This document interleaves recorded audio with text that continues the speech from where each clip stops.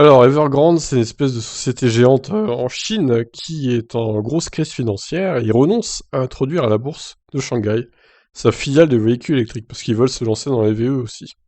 À la base, c'est une société d'immobilier, hein, Evergrande, qui veut se diversifier un peu partout et qui aurait de gros problèmes financiers actuellement. Le feuilleton Evergrande se poursuit avec l'annonce par le mastodonte de la promotion immobilière chinoise, confronté à une montagne de dettes, de l'abandon du projet de cotation secondaire de sa filiale de véhicules électriques, qui se fait rêver en concurrent de Tesla à la bourse de Shanghai.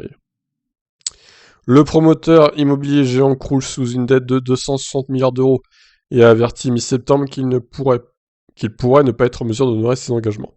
La peur d'une faillite de ce colosse chinois a déstabilisé la semaine dernière les marchés financiers mondiaux. Dans un communiqué diffusé dimanche, Evergrande NEV a expliqué que les problèmes de trésorerie de sa maison mère allaient avoir un impact matériel néfaste sur ses projets de production à grande échelle de voitures électriques. Evergrande NEV a reconnu que rien ne garantit que le groupe sera en mesure d'honorer ses engagements financiers. La filiale, qui rêvait de concurrencer les véhicules électriques de l'américain Tesla, très populaire en Chine, a déjà perdu 80% de sa valeur en bourse depuis le début de l'année. Le conglomérat a pour sa part quelque peu rassuré les marchés la semaine dernière en annonçant un accord de dernière minute avec une petite partie des porteurs d'obligations chinoises.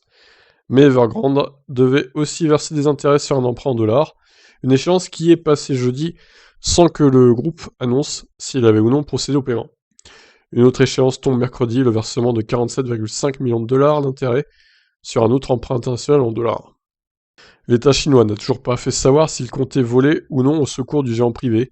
Nos experts supposent que Pékin pourrait infliger à Evergrande une restructuration similaire à celle subie ces dernières années par les conglomérats Hanbang Assurance ou HNA Transport Aérien.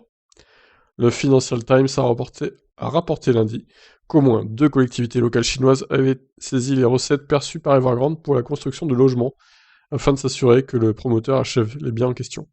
Les acquéreurs ont manifesté la semaine dernière devant les bureaux d'Evergrande dans plusieurs régions du pays afin d'exiger l'achèvement des travaux ou bien un remboursement des sommes déjà versées. Voilà, ça va mal en Chine, hein, avec ces sociétés géantes qui pourraient plonger le pays dans des difficultés financières. Bon, après, la Chine, c'est immense, donc j'imagine qu'ils sauront se relever, mais attention, attention quand même là, hein. Il y a danger. Donc à voir si leur projet de créer des voitures électriques tombera définitivement à l'eau ou pas. Je vous laisse réagir, qu'est-ce que vous en pensez de cette affaire Evergrande? Ciao.